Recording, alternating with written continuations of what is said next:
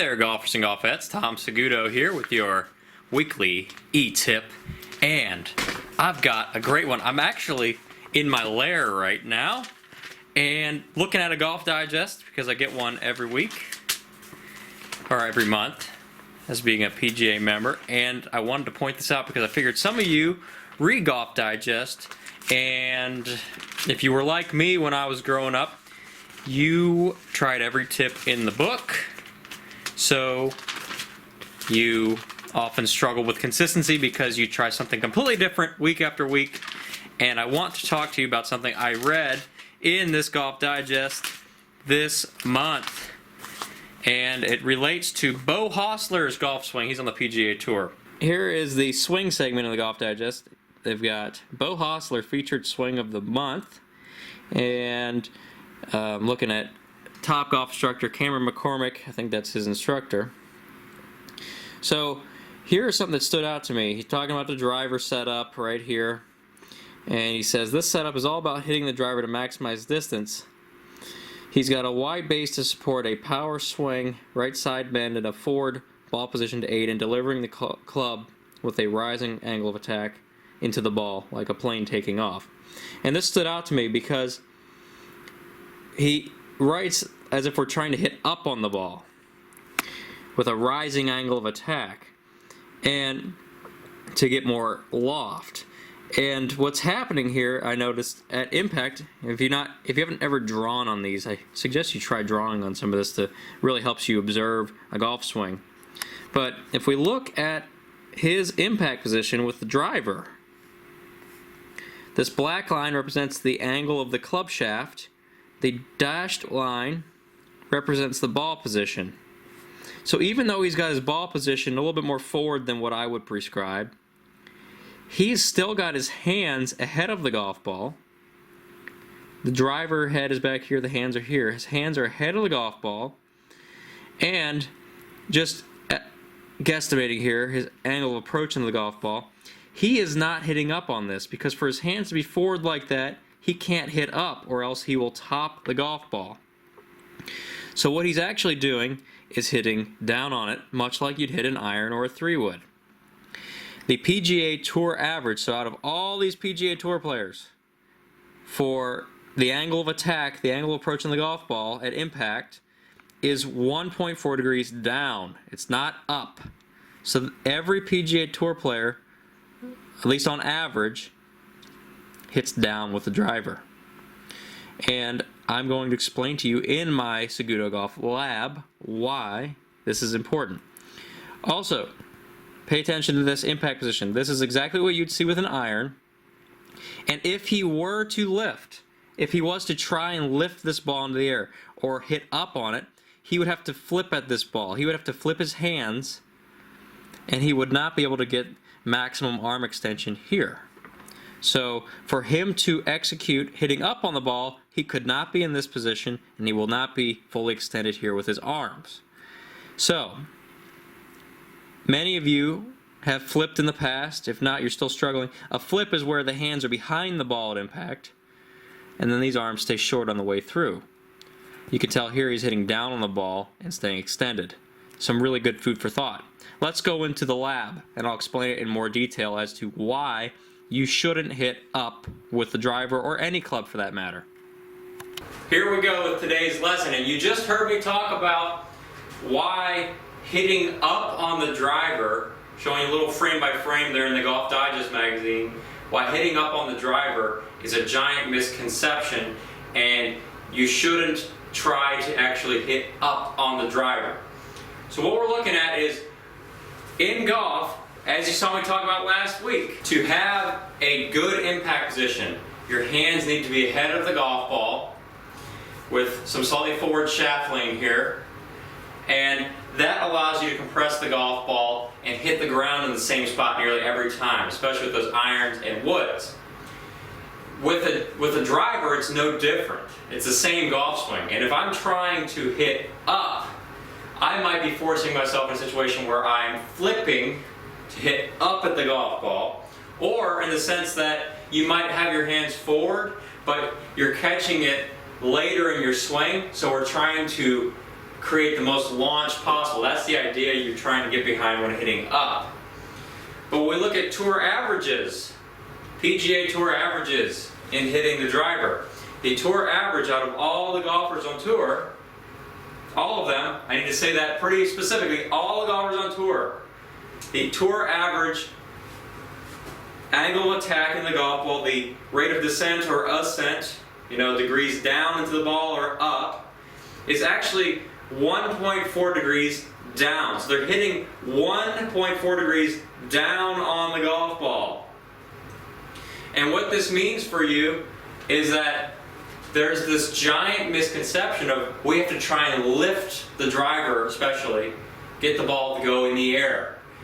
But if the tour average is 1.4 degrees down, this tells me a couple of things. One, their hands are certainly ahead of the ball at impact, just like on an iron or any type of iron shot. This allows them to create the same contact point, and it also helps them create maximal compression and direction control. Here's what happens if I try and hit up.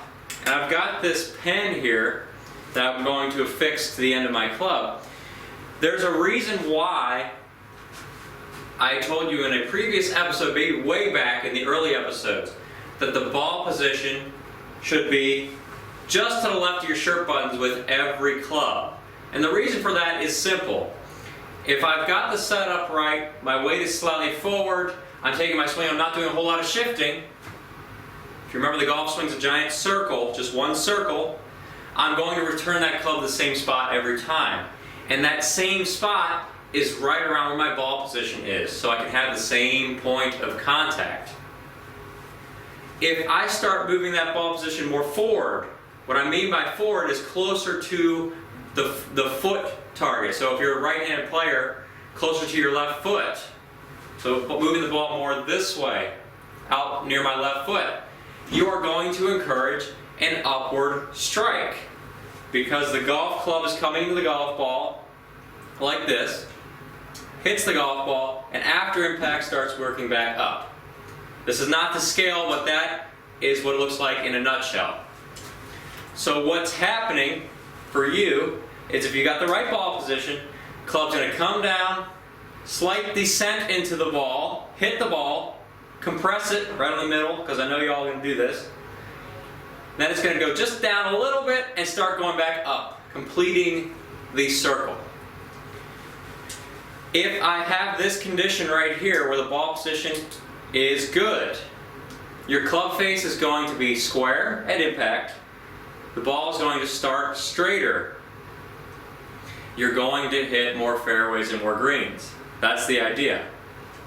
Now, if I try and hit up on the ball, for example, moving the ball position more forward in my stance to where the club starts working up like this, you bring in a couple of different variables. Because as the club's working up, the club face is also starting to point more to the left. So we're going up here, club face starts pointing more to the left. And I'll show you on the ground in just a second. So as we start hitting up, the club face starts pointing more to the left. We start hitting the ball left, or hitting a big fade because we're trying to compensate for this. And then there's a great chance of me hitting the ball on the bottom of the club or topping it. This is assuming you don't make any swing compensations where you start swinging over the top or anything like that. Talking about normal golf swing here, the club's going to start working up, and it's going to hit the bottom of the club face, and it's also going to go a little bit more left. Pretty deep stuff. And this is not what they're going to show you in Golf Digest magazine, because they just want to keep me in business all year, giving you all these tips that are sometimes very dangerous. Now, I know this because I read so many golf magazines. You can all see me right here. Here we go. So, this is a representation of my target line, but I'm going to change it now. My students watching this, you've seen me do this on the range many a time. You've seen this. This is the swing arc. Club is going to work slightly back on a gentle curve inside of the backswing, and on the way through, it's going to also trace this same path. That's because the golf swing is a circle on a tilted angle. So as I tilt the circle, the path works more in. If I was a Ferris wheel, my swing goes straight back and straight through, but because we're tilted and our body's tilted downward, the club's naturally going to work inward on the backswing and also inward here on the through swing. Make sense? Any questions, put them in the comments below. This is exaggerated, but I want to show you that we've got the ball position figured out. And I've showed you that we don't want to hit up on the driver because the club face goes left. Now here, this is going to show you that the club face will go left, because as I take the club back, I'm tracing this path. Now I'm coming through on the downswing, tracing the same path, downswing here, into impact where I'm square.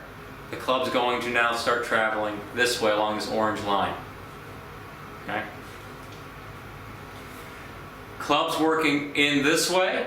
Now let's say I'm trying to hit up on it. So as I come in, I'm trying to hit up, but at the same time, we talk about the new conditions of ball flight that you've created. If you move the ball forward in your stance here, where this pen is, where my hand is, I'm hitting up. The club face is going to be traveling on this path, which is pointed left for a right-handed player. So as that path begins to shift to the left, the club face is also shifting to the left, in most cases, and I'm hitting up. And so what we have is you're swinging to the left, you're hitting up, and your club face is starting to close. This is all normal. And this results in a ball that starts left, and depending on your swing, might curve left or right, and it's very difficult to coordinate because you've moved the ball forward because you're trying to hit up, and it's causing a whole slew of problems in your golf swing. A very in-depth episode here, and I'm doing this as in-depth as I can because it's a huge misconception. Why hitting up on the driver can give you problems. And unless you have super hand-eye coordination and you know exactly where that club is every time, I recommend sticking with keeping the ball position just left of your shirt buttons, logo area here, and continuing to keep the hands ahead of the ball at impact just like an iron. You will be amazed at how much more distance, compressions, more solid contact, more distance, and better direction control when you have a good impact position with all of your clubs. So it's all going back to impact and the factors surrounding it, especially with this giant misconception of hitting up on the driver. So I hope you never hit up on the driver ever again. It might be the thing that's keeping you and your driver from having a productive, fun relationship. So I'm in the business of helping you have good relationships with your golf clubs. So tuck them in at night, wish them a good night, wake up in the morning, be their best friend, and they'll treat you well on the course. And that's what I'm trying to get you to do. So have a rockin' week. Thank you for tuning in to this weekly episode. I look forward to seeing you on the range next week. It's going to be beautiful. 60s and 70s, January. That's why we live here in South Carolina. And I will see you on the lesson tee. Thanks for watching.